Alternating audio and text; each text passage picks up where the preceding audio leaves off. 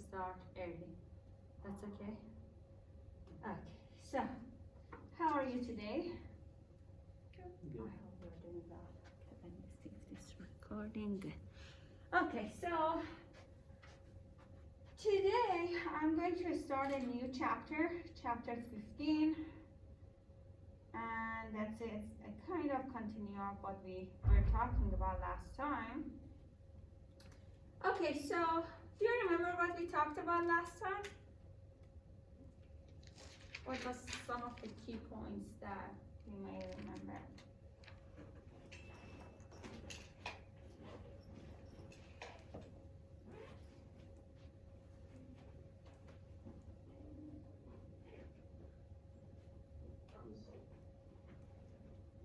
Was the A and Z table? Okay, table Z. So we used the method last time, right? What was the method, the name of method we used?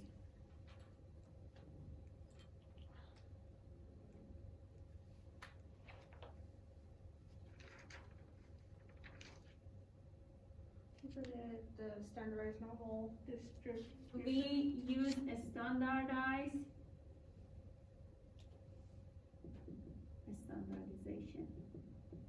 using a standard normal distribution. Very good. Okay, so all we talked about this past few actually lectures, we talked about having an x value. What would I call this? Do you remember?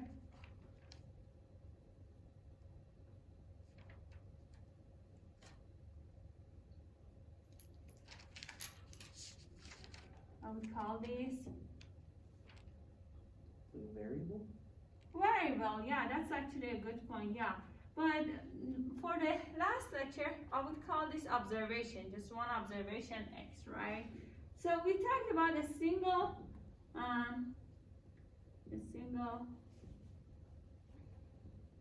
observation x that could be people's height, people's weight, scores, any kind of a numerical variable or quantitative variable.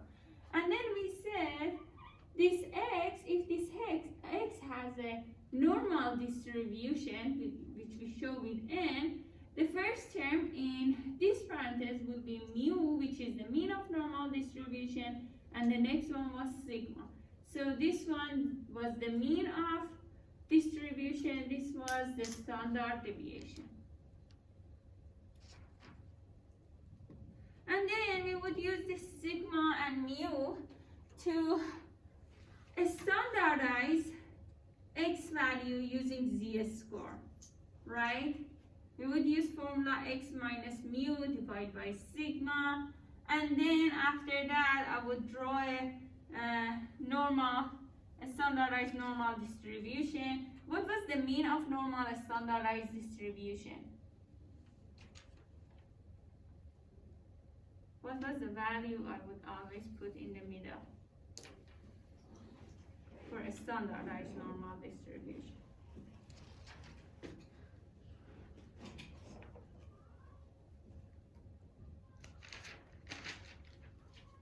Huh? Do you remember? What I would put here? What was the mean of a standardized normal distribution?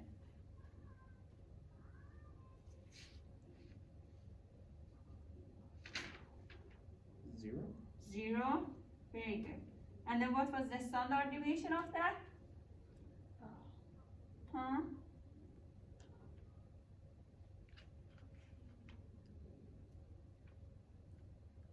So do you remember mu plus minus sigma would be A 1. 1 and negative 1, right? So if mu plus sigma is 1, mu minus sigma is negative 1, so sigma is equal to 1, right? Okay, so we talked about the standardized normal distribution, and example, a proportion, and we would find this proportion from the table, and then if we wanted on the right side, proportion on the right side, we would subtract what we had from the table from 1 or 100%, right? So, yeah, this is what we talked about this past few lectures. But I want to keep just one of the things that I talked about, which is this one. So when we have a single random observation, we show that with X value.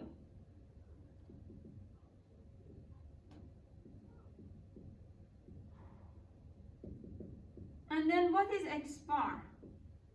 Do you remember? It's the average. Average or mean, right?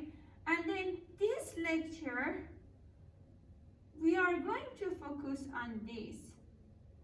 We are going to talk about this and use average of observation to make a conclusion about the population and use this to answer probability question. For example, in a population, what is the average height of people? What's the probability of average height is lower than a certain thing? What is the probability of average height above some certain thing? Because so far we were talking about what is the probability if we get 1% out of population, what is the height, what's the probability that height is less than something or above something. So now today we want to talk about average height, for example, or average exam score, for example. Okay, so if I ask you what is population, do you know, can you tell me how you can describe a population? So these are the stuff, the things that we are going to talk about today. So I'm asking you about population. So because I said that many times, I said population and then I said sample, but we never had a chance to define it properly. So what is population? What do you think? If someone asks you what define population? All the observations. All the observation. So it's like all the entire group of observation. Like if we have a whole University of New Mexico, if I want to know what is the exam score grade, GPA out of 4 for all the students in UNM. We have many students, so it will be so many to calculate, so we have so many individuals. So population is that entire group of individuals, the biggest one. Like you can, have all the observations in that. So population is the entire group of individuals that you want to draw conclusion about. So why it says drawing conclusion about? Because if I have too many individuals, it's first of all time consuming, second costly to enter all their data and do analysis on that. So that's why we use a way to draw a conclusion about a population without entering a single individual, information over and over and over. So we use sample. We use sample to draw a conclusion about the population. So now, what is sample? Sample is a part of this huge population. And if we want to have a perfect sample, our sample must be randomly chosen. So if I randomly choose 10 students out of all the entire students in the University of New Mexico, those 10 students will become my sample. And then I can have their exam score, write down their exam score, their height, or whatever I'm curious about. So sample is a smaller part of population that we can get their information, and we use this sample to refer or make a conclusion about the population. And slowly, we talk about how we can make a conclusion. How does it make sense to get just a small portion of population and then make a conclusion about the whole population? So we talk about that slowly. Okay, so it says the size of sample is always less than the total size of population. And we should remember that sample is a subset of population because it's a smaller part of population. So it will be the subset of population. Okay, so now here, we saw X bar before, we saw S before, we recently saw sigma, we recently saw mu. I want you to tell me, what is this S?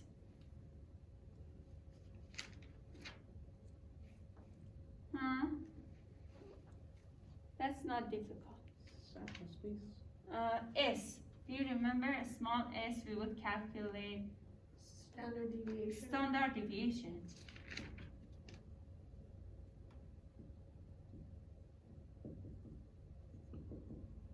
And then what is X bar? You actually mentioned before. X bar is, Mean. yes, average or mean. Correct. And then what is sigma? Standard deviation? Standard deviation.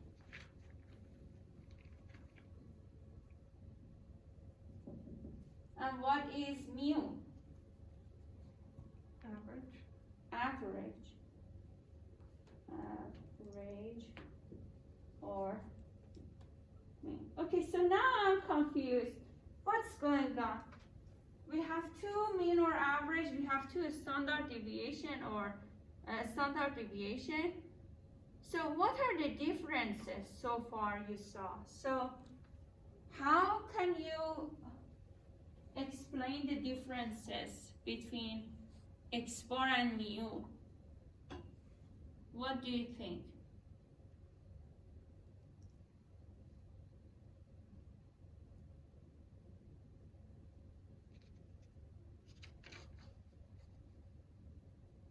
Would it be like based off what you're using it for? Okay, so let's kind of explain more. So based what I was using the X bar for.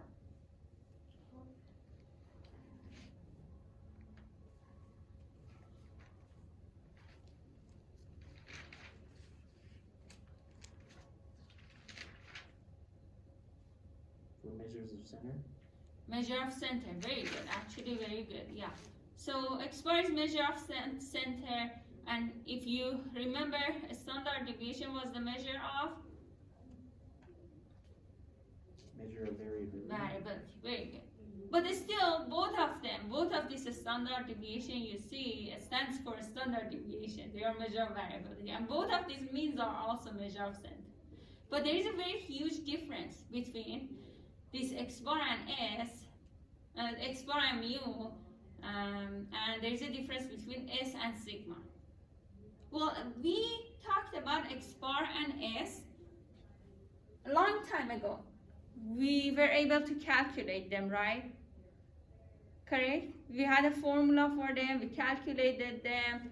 I would tell you, for example, a person's height is this much, this much, this much, this much. Find the mean for that. 5, 6 values I will provide for you, and you would add them, divide by the number of observations, right? And that would be X bar. And then similar, I would ask you find a standard deviation for this many observations, and then you would find S equal formula, find that, right? But I never asked you to calculate mu. I never asked you to calculate sigma. Because mu and sigma representing the measure of center and measure of variability of a population, a bigger group of individuals. But X bar and S represent measure of center, measure of variability for a smaller group of individual, which is a sample. So S and X bar are from sample. So now you tell me, what are these for?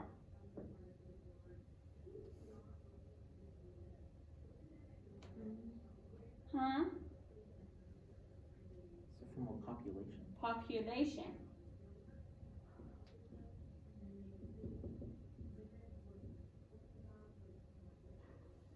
So it's not always easy to get the information of population. Like as I mentioned, 10,000 students, GPA of them, it will be like time consuming and very costly to get all the information.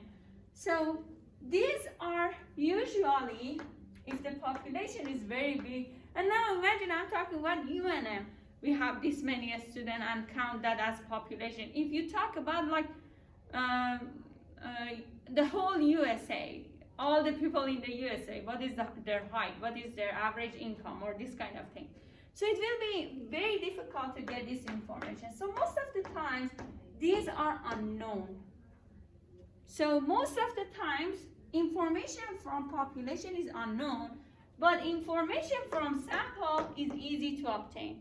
We can just get a sample of size 100, still it's a smaller, and we get this information. So X bar and S are known, and they are used to estimate mu and sigma, which are unknown. So these two are usually unknown. So what?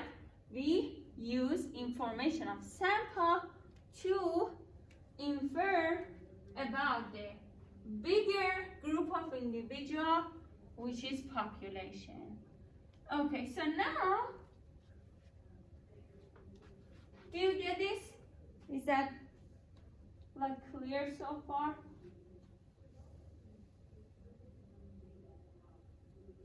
Okay.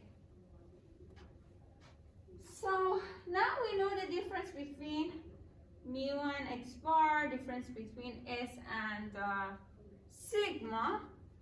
So it says, as we begin to use sample data to draw conclusion about a wider population, we must be clear about whether a number describes a sample or population.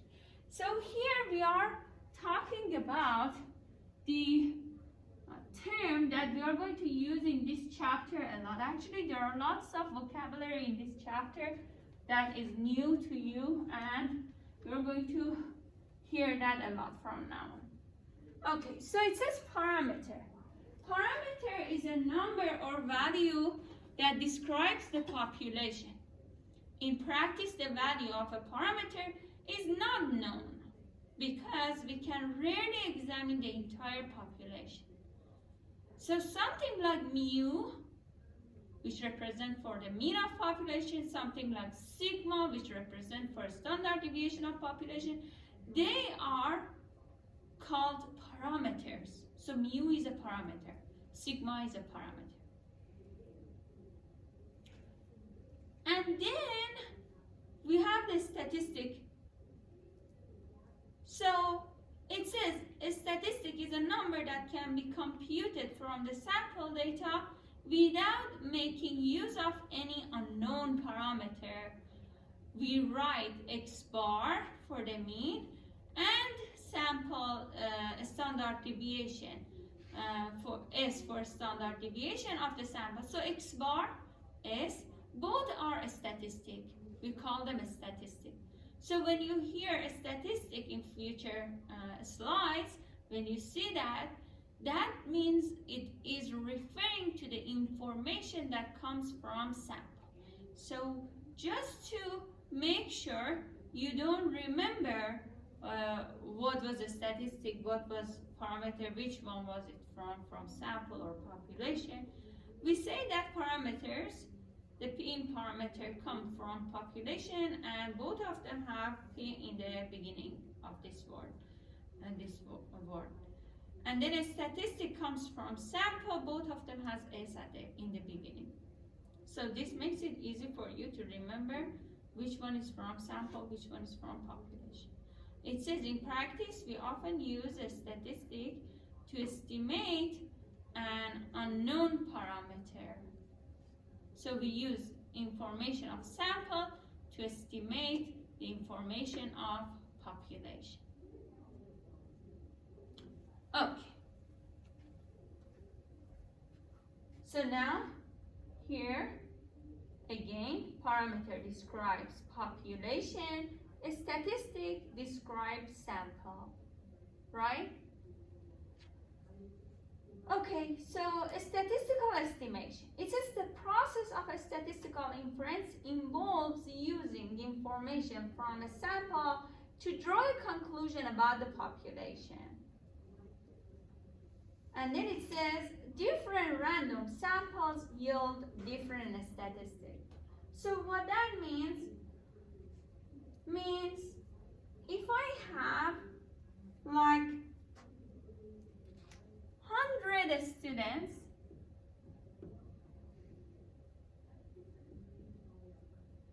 okay, let's say 1,000 students, and this is the population of students,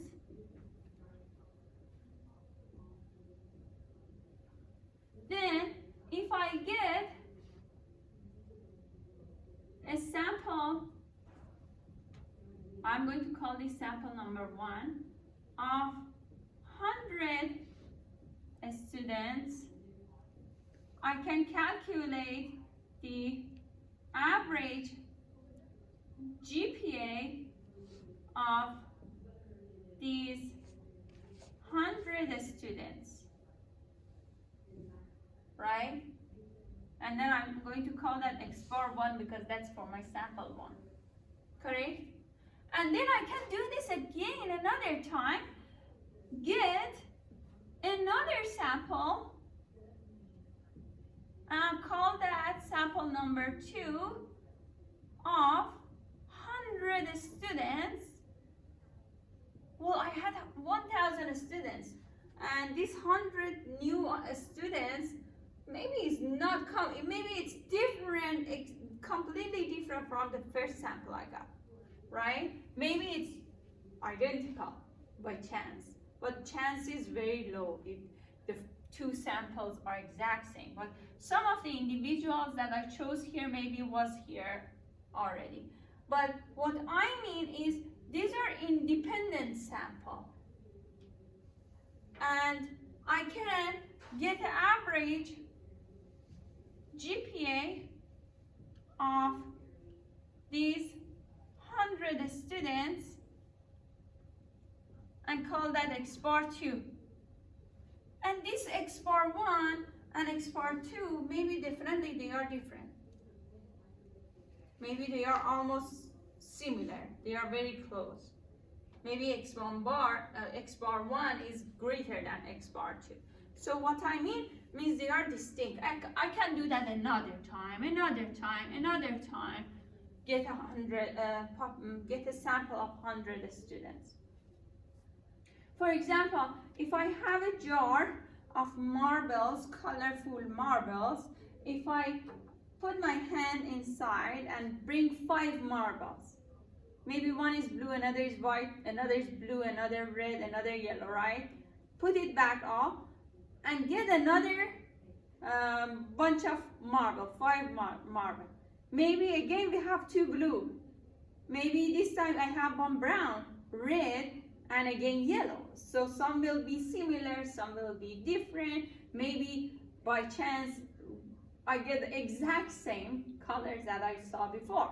So I can do that as many times as I want, right? So sampling can be unlimited. I can get sample of many sample of 100 students from that 1,000 population, correct? So as long as we do this randomly, everything will be fine. So a random sample is the best sample. That reduces the biasness. So let me write this down. A random sample is the best sample because it reduces the bias. So what is bias? Means the result favoring a certain outcome.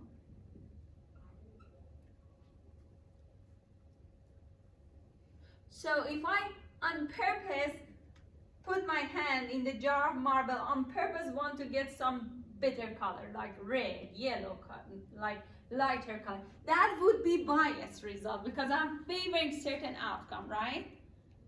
But if I just close my eye and get some marble out of this jar, that is totally random and it's unbiased because I'm not favoring any outcome. Correct? Okay, is this clear so far? Okay. So that's why it says different random samples yield different statistics as long as they are randomly chosen.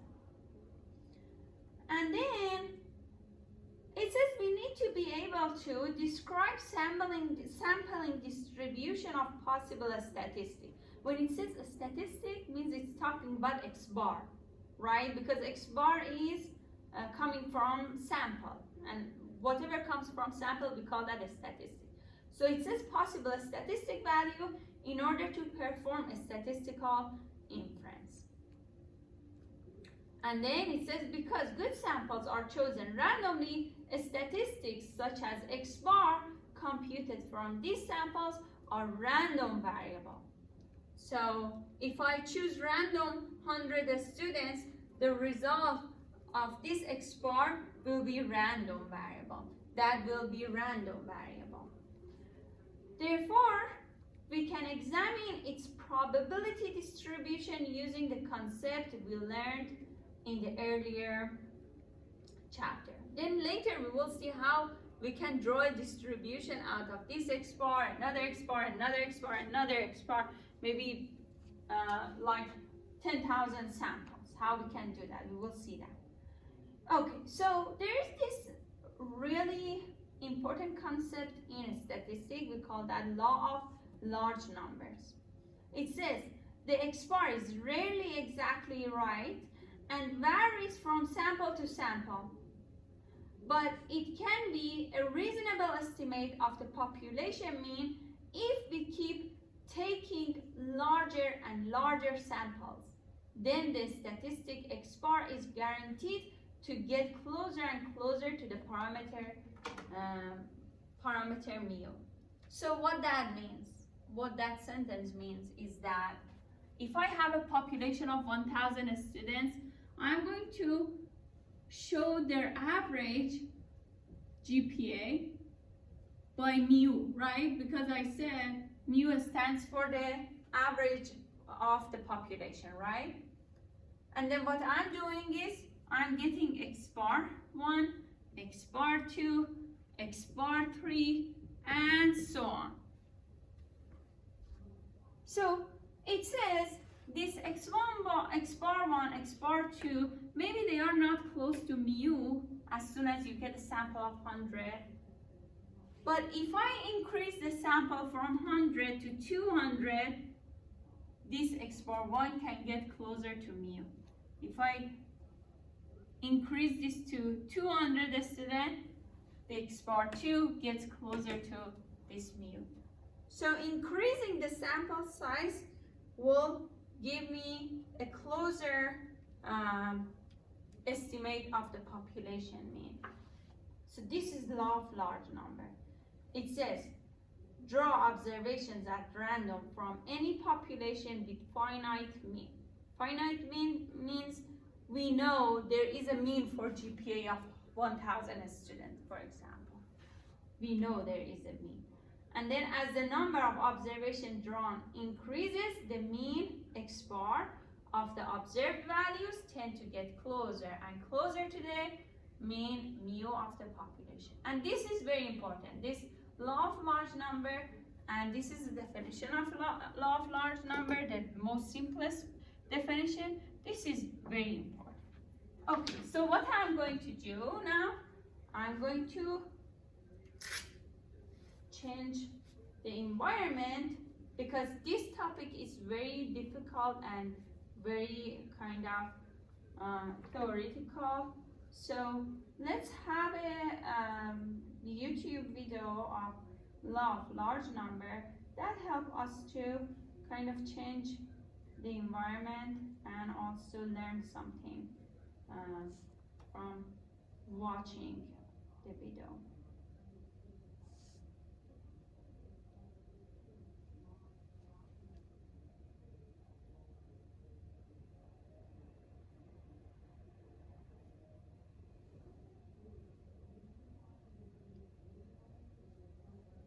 Insurance company decide how much to charge for car insurance? How do casinos set up payout structures to make sure Do you that hear it?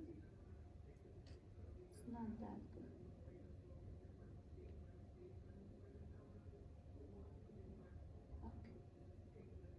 to charge for car insurance? How do casinos set up payout structures to make sure that they make a profit? How does a poker player decide whether or not to fold? How do we efficiently measure the appeal of a political candidate? The answers to these questions are informed by the law of large numbers. The law of large numbers states that as the number of trials or observations increases, the actual or observed probability approaches the theoretical or expected probability. This is important to understand because it allows us to predict and have confidence in how events will play out in the long run. Let's take a common example, flipping a coin. Assuming the coin is fair, we know that the theoretical probability of flipping heads is 0.5 or 50%. However, that doesn't guarantee that if we flip a coin 10 times, we'll get 5 heads. But we can be confident that as we continue flipping a coin indefinitely, the cumulative proportion of heads flipped should get closer and closer to 50%. Looking at this graphically helps to illustrate the concept. I just flipped a coin 20 times and these are the results. After each flip, we'll calculate the cumulative proportion of heads so far. So the first flip is tails. So our current proportion is 0 heads out of 1 flip, 0%. The second flip is also tails. So now it's 0 heads out of 2 flips, still 0% heads. Next flip is tails again, 0%. Then heads. Now we have 1 heads out of 4 flips, 25% heads. Flip again and it's heads, 40%. Heads again, and we finally hit our theoretical probability of 50% for the first time. Let's keep going. This graph shows the observed probability approaching the theoretical probability. One common misconception, referred to as the gambler's fallacy, is that if the first 4 flips were tails, you're more likely to get heads on the next flip because the proportion is supposed to even out to 50% heads. This is not the case because each flip of a coin is an independent event. Its outcome is unaffected by all previous events. So if you start out with 4 tails in a row, it's not that you're more likely to get heads, it's just that in the grand scheme of things, 4 tails flips will get averaged with a huge number of flips that are expected to yield an even number of heads and tails, causing the proportion to approach 50% as the number of trials increases. Another version of the law of large numbers explains that the more people from a population that you sample, so the larger your sample size, assuming your sample is free from bias, the closer your sample average will be to the population average. Let's say you have a group of 100 people. Each has some number of dollars in their wallet. If we ask one person how much money she has in her wallet, we'll get our first observation, $49, which might be pretty far from the average of the group.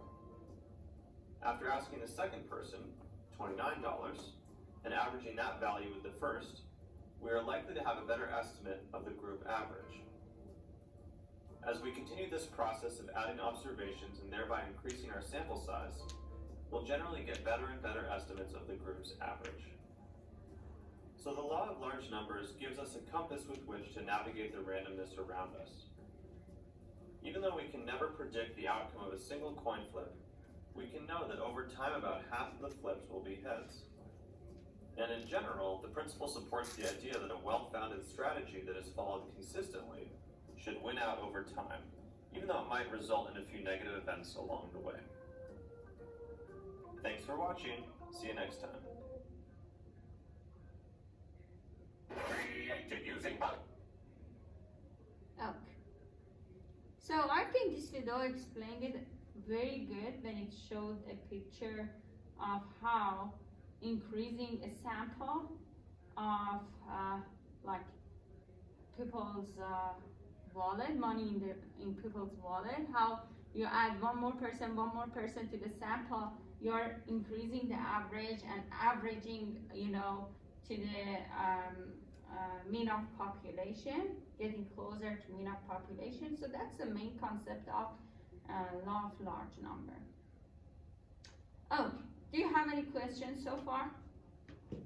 Okay, so now we are going to talk about these averages like x1 bar, x bar 1, x bar 2, x bar 3, all of these even more. So we are talking about the sampling distribution. Sampling distribution is a distribution that describes this one, next one, many of them. So it talks about the mean of sample. So x bar is mean of sample. It's the average of sample, or sample mean, right? Okay, it says the law of large number assures us that if we measure enough individuals, the statistic x bar will eventually get very close to the unknown parameter, mu. So all our aim is to use a statistic, for example, x bar, to get an estimate of population mean mu. And then it says if we took every one of the possible samples of a certain size, calculated the sample mean for each, and graph all these values, we would have a sampling distribution. So means if the first average of GPA is 3.9, another is 3.1, and so on, we can use these values and draw a histogram of that to draw a distribution of these numbers, how often these values repeats. Okay, remember that sample mean is the mean of sample. So usually my students get used to just one of them, like sample mean or mean of a sample, and then if they hear another one, they forget what was that. So both of these are same. They are explaining x bar. So mean of sample or sample mean, both are the same, right? They both are talking about x bar. Okay, it says the sampling distribution, so we are continuing talking about sampling distribution of x bar. So the picture shows if we have a population and every time get a simple random size of 10 from this population and write down their value, every time we will have a different value. And then later, let's say we got almost hundreds of these or thousands of these. So we can use these numbers and draw a histogram of that and say how frequent they are. For example, numbers x bar below 20 are less frequent, but x bar around 26, look, 26, 24, 25 are the most frequent one. So it says what would happen if we took many samples of n subjects from a population. Here, how to answer this question. So what we do, we take a large number of samples of size n. Okay, so now new vocabulary. What is n?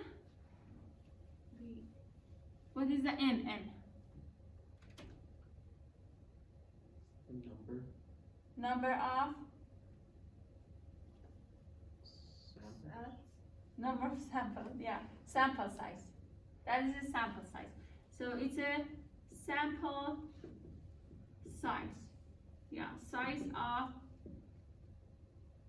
individuals, actually number of individuals. Number of individuals in the sample. And then another thing that you will see here is SRS. SRS is simple random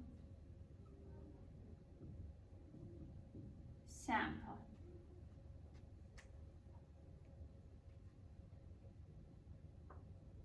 So it says take a large number of samples of size n, and here in the picture size of sample is 10. So we took sample size of 10 from this population, and then it says calculate the sample mean X bar for each of these, and as you see it's calculated here. And then it says make a histogram of the value of X bar. Here is the histogram. So the bars are showing the frequency, height shows frequency of X bar. And then on the x-axis we have values of X bar.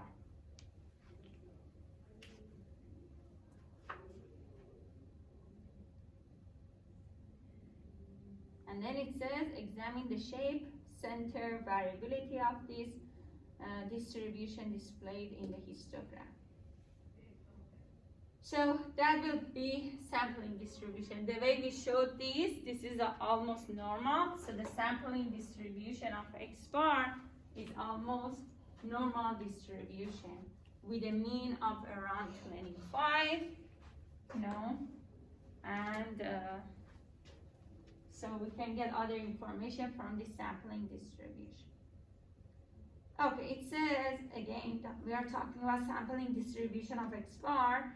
It says when we choose many SRS, simple random sample from a population, the sampling distribution of the sample mean is centered at the population mean mu and is less spread out than the population distribution. So now we are talking about the mean and standard deviation of sample mean. So we are talking about, for example, in this picture, what is the mean and the standard deviation of this, because this is the sampling distribution of X bars, right? And now we are talking about the mean and standard deviation of this sample mean. It says suppose that X bar is the mean of an SRS of size n drawn from a large population with mean mu and a standard deviation. So what that means population has this information.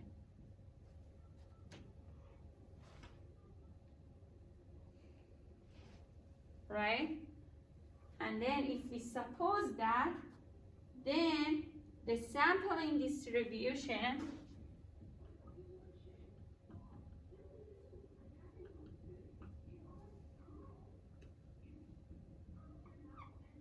will have approximately normal with mu the same as mean of population, but the standard deviation changes to sigma over square root of n. So mean doesn't change, mean of population doesn't change, but the standard deviation will get smaller.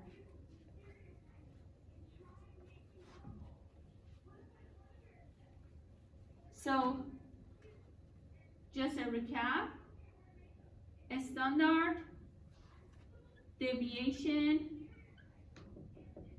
is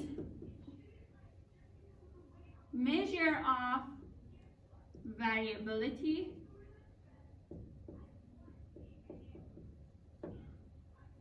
a smaller standard deviation means lower variability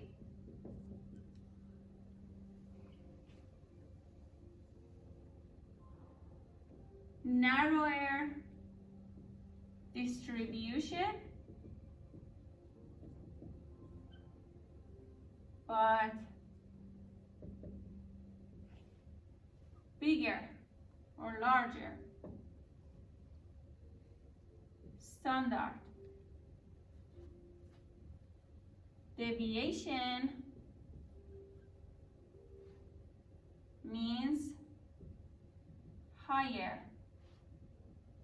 variability means wider distribution.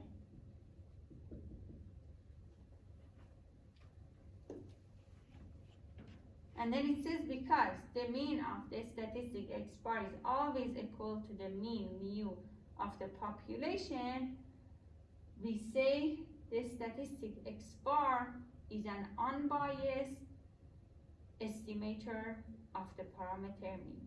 And this is the picture that explains what's going on. So the top part, this one, shows the sampling distribution of X bar.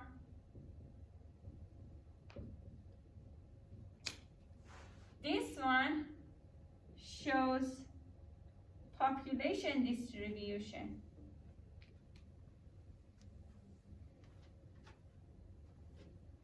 And we see that for both of them, mu will be the same. But the distribution, one is narrower, another is wider. Wider means more variability, more standard deviation. Narrower means a smaller variability, smaller standard deviation.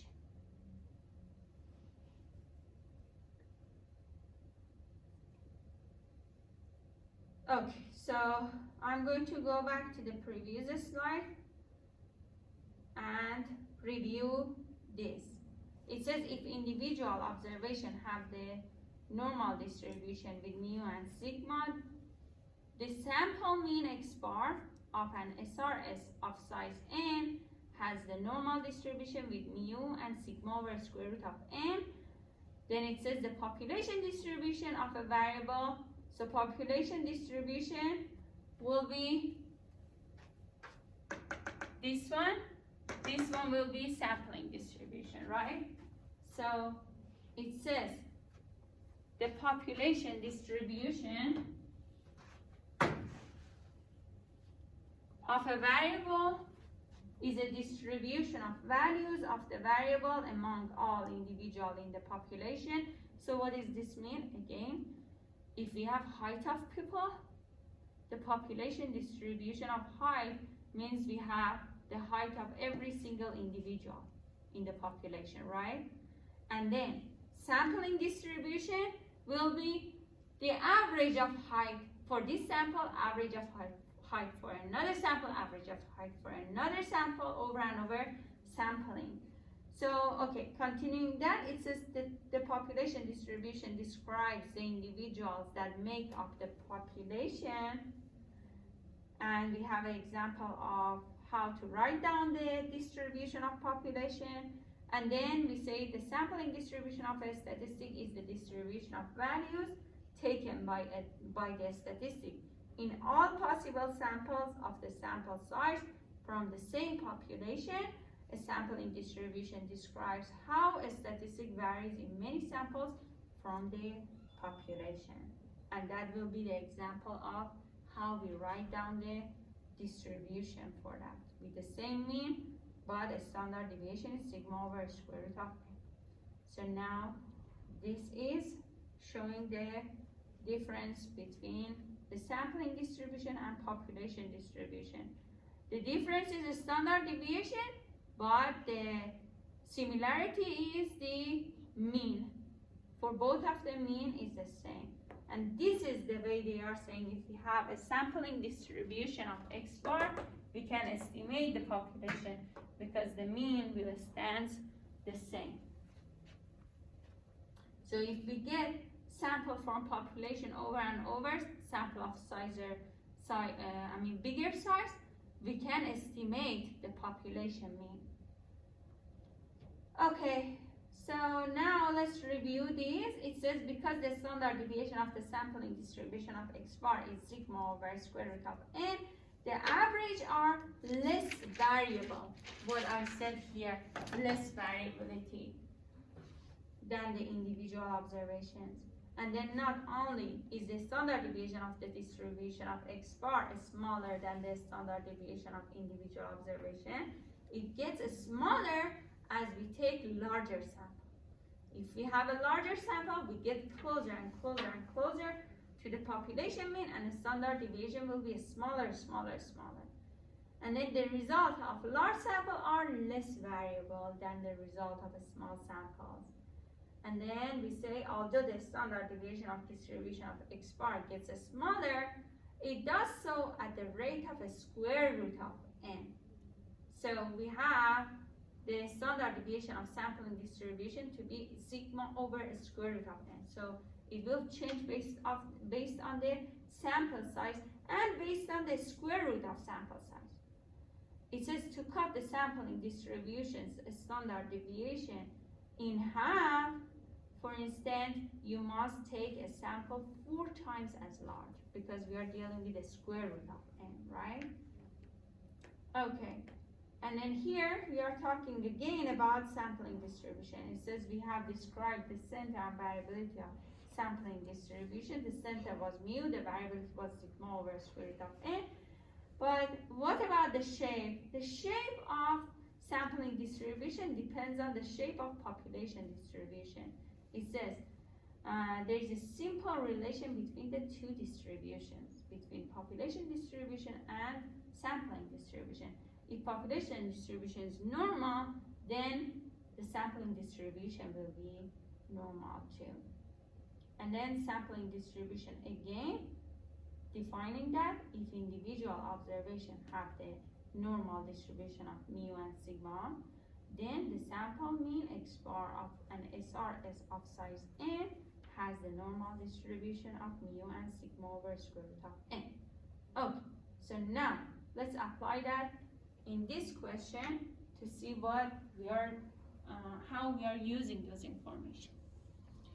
It says in a large population of college-educated adults, the vitamin D levels of surfers actually follow a normal distribution with mean mu and a standard deviation 17. So we have a population distribution that we are showing with x have a normal distribution with 27 and 17, right? This is mu, this is sigma, and then it says suppose 200 adults. So what is this 200 adults? It says from this population are randomly selected. So how can I label that? How can I show that? X equals 200. It says suppose 200 adults from this population are randomly selected. This is a number of adults. Wouldn't it be n? N, sample size. N equals 200. Good. So we have number of individuals in the sample to be 200, right? And then now the question starts from here. It says the distribution of the sample mean of vitamin D is, so what they want is, what is the distribution of X bar? So what is the first term based on the formula that we saw repeatedly?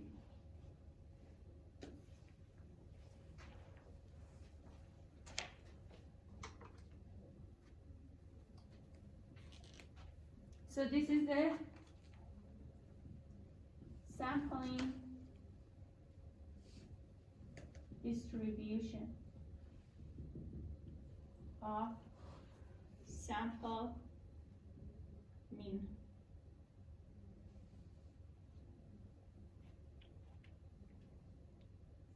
So what is this term now? Based on information we have, based on 200, what is the first term? 27. 27. Because we know sampling distribution of sample mean has a mean of same mean as population, right? But the standard deviation will change to what? What is the formula? Do you remember from previous slide? 17 divided by the square root of 200. 17 divided, oh yeah, you're right. Correct. 17 divided by square root of, very good. Because this one is sigma over square root of n. We have n, we have sigma, very good. So, the answer is which one? D. Well, approximately normal with mean 27 and this is 17 divided by 200, I think. It's square root of 200. Right?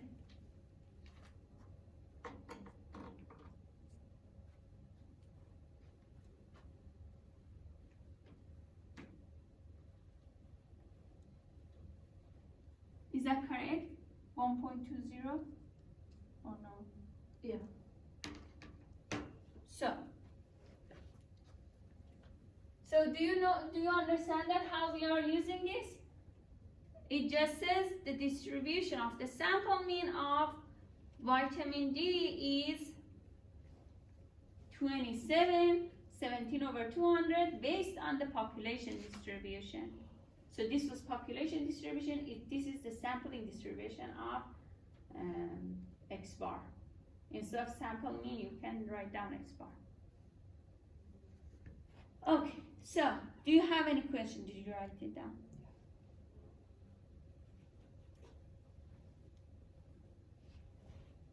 Okay, do you have any question? Well, I mean, this lecture and also next lecture is kind of more in depth and it's more difficult because it's mostly theory. And as soon as we get to solving problems, solving questions, and using this information to solve the question, everything will make more sense and will be easier to understand. Okay, so we are done for today.